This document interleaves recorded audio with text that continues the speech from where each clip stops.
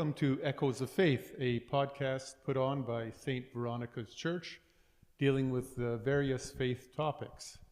I'm Frank Rupnik. I'm here with Father Peter and Vince, a parishioner at the parish.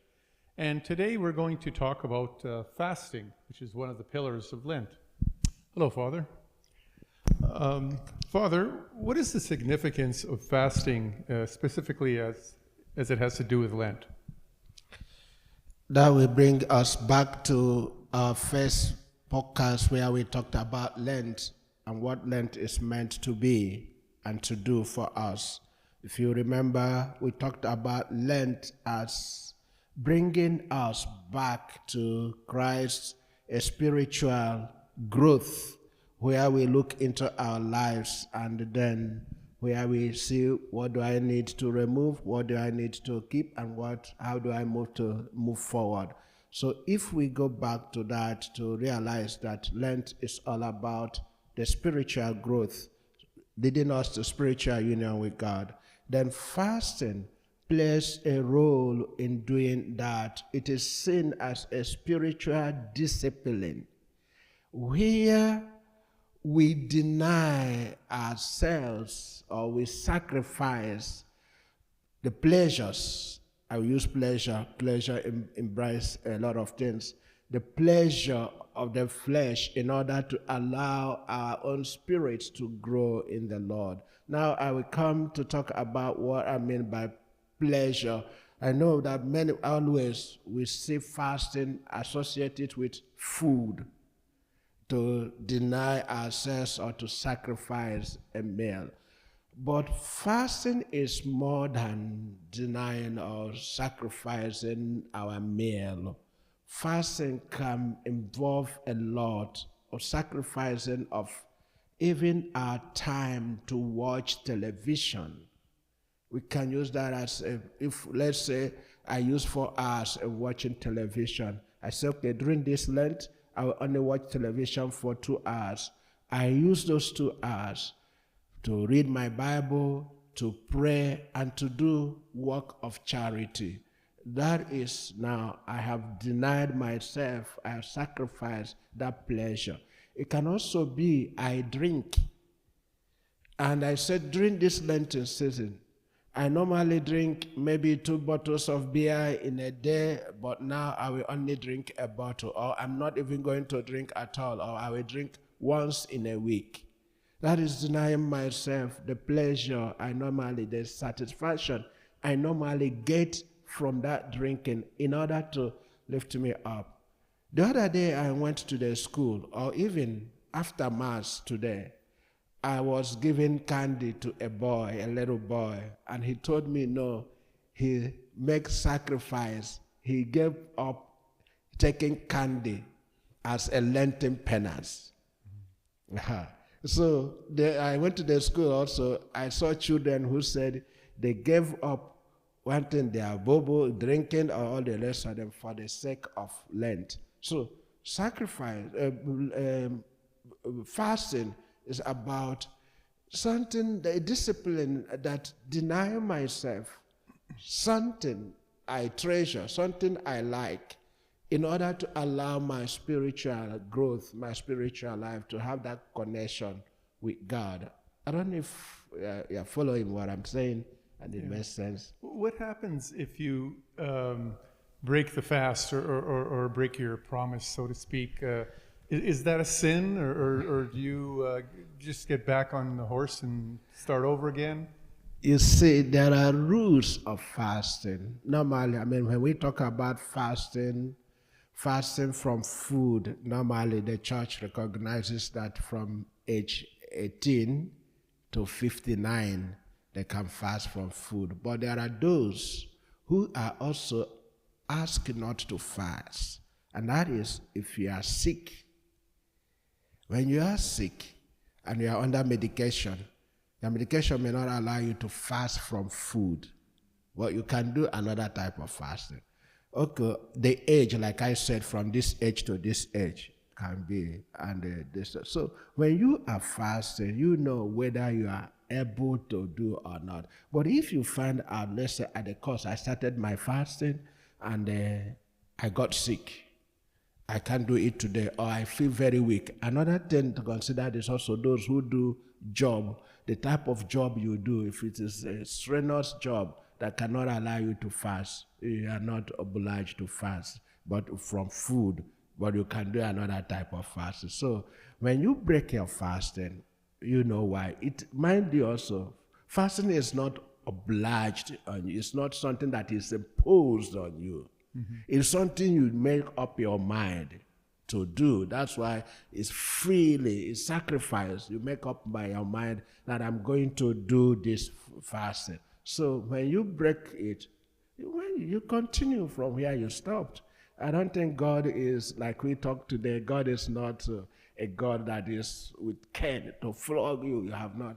He's a merciful Father. He understands. He knows our situation and our condition that made us to break that fasting. So if you break it due to one thing or the other, not because of laziness or because of complacence, but maybe something happened, then you continue from where you stopped. And I know that the Catholics, traditionally anyways, I don't know how strictly it's followed anymore, but meat has always been a focus of the fasting. Why is that? What is it about meat that is important during fasting? Meat is seen as blood. Mind you, the cotton is the blood, something with blood. That's why. So meat is associated as a sort of a respect and abstinence. That's where we bring in abstinence. Abstinence from meat. And that is, you don't eat meat. There are 2 days specifically, on Ash Wednesday and Good Friday. But also Fridays within Lent, we are also asked, if it is possible, not to eat meat. But also, mind you, medical discipline have to be taken into consideration. The health have to be taken into consideration. So when we thought, it's a sort of doing penance, saying God, because Christ shedded his blood to save us. So we are attaching it, that distance of Christ pouring his blood and distance. So stopping, taking time not to eat meat is a way of respect and a way of something of sacrifice. I'm sacrificing this for the sake of Christ, who shedded his blood for my sins. So maybe just to get back to more of the theme of fasting, is fasting a form of penance? Is it a way to say you're sorry? Sure, fasting is a way of penance in the sense that you deny, like I said, you deny yourself the pleasure of your body, because all these things, whether food, whether drink, whether it also smoke, all the rest of it, even a nut, eating nut, I can sacrifice, I derive pleasure from them when I'm fasting. So it's a way of that penance to say, I am sorry. I say, I'm sacrificing this, I'm offering this as a sign of my repentance, as a sign of being sorry for all my sins and all that. So yeah, fasting is a way of penance, or a way of saying, I am sorry. And also a way of helping my spirits to come up and to enable me to pray. Many a times when we overeat, we indulge our body distant, we may not have that distant strength to pray. I can overeat myself as, I'm just tired and I'm feeling sleepy because I have overeaten and other, so I can't pray. But also it's to enable me to do my spiritual exercises. Yeah, if I can just share my take on fasting as well. So for myself personally, when I was younger, giving up things like candy or small little things like that, but as I've gotten older, it's more so intentionally depriving myself of something that's more a need and something that would be quite difficult to give up for the time during Lent. And so there's that element of the forcing yourself to struggle for a bit, because at least for myself, it's through that period of struggle that really brings me closer to God, because it requires a lot of strength and discipline, and there's that element of temptation there as well. It's like, okay, not having this thing, it's on the mind quite a bit, and fighting that temptation to give into breaking the fast, right? And so it's an opportunity I see, at least for myself, to reestablish my relationship with God and getting closer with God, and offering prayers and asking Him for help during this period, just to not give into those temptations. So for myself, that's really what the fasting is. And I find it really does reinvigorate my relationship with God. That is excellently. That's why I was saying fasting is not only about food, but something that really I am accustomed to, that I cannot do without. There are certain things I cannot do without. If during that I say, okay, I want to offer this as, the pain you are going through, the need is there pushing you, and your ability to withstand. That's where then your ability to grow your spiritual connection with God comes in also. Yeah, that is a good lesson, really. Okay. Is there anything else you wanted to add about fasting? Not much that we have not discussed. The only thing is that to realize fasting is something I make up my mind to say. I know the church demands us to fast on Ash Wednesday and on Good Friday, but also during Lenten season to fast, mainly, especially Friday also. But we have to own it. I have to own it. If I don't say, this is not an obligation imposed on me to do this, but I want to do this for the sake of my relationship with God, to build my relationship with God, to strengthen my spiritual life, to bring me back again. There are certain things I may be doing that takes me off from God. So if I am able to identify those things, and then I say, during this Lent, I'm going to sacrifice these things in order to build my relationship again with God.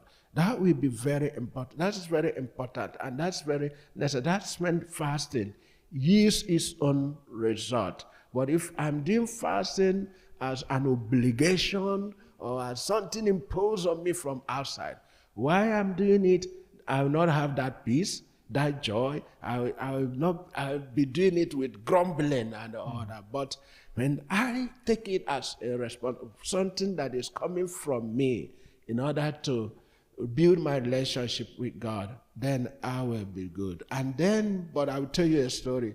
I don't even want to say anything before I tell you a story of a man. There's this story of this man who, during Lent, he said he's going to give up drinking. He is known for his drinking. And he spends a lot of money drinking and all that. He will be drinking and be messing up and all that. So during this particular Lent, he decided, I'm not going to drink anything, any alcohol. And he was faithful to it. He prayed, he built a relationship. He was every day praying, and he held firm to the end. He didn't drink during that Lent. But where the disappointment came, that on Easter Day, oh God, all those drinks that he didn't drink during Lent, he went back and took more than he was. So, in that sense, I don't know if Lenten 10 was fruitful to him or not. So that's another thing about fasting during Lent. If we, not just after Lent, we go back to our old life, that has not yielded the fruit for which it was meant for. If after Lent I go back, even become worse than when I was before Lent, then there's no need for that. It's meant to give us new life. If you remember the beginning, what we said about Lenten season, is to bring new life in us. That life with Christ, resurrected Christ. So at the end of Lent, whatever I have given up, I should try to continue in that, especially when those things block me from serving God, from having that good relationship with God, but not things that are detriment to my health, we have to also bear that in mind. That's really interesting, and I didn't really think of it that way as well. But you can also take the experience of Lent as like a personal challenge for yourself. Let's say there's something that you've been wanting to give up, like say you're an alcoholic or someone who's smoking. If you're able to make it through the 40 days of Lent, you prove to yourself that you can give it up, right? And so not returning back to the habit.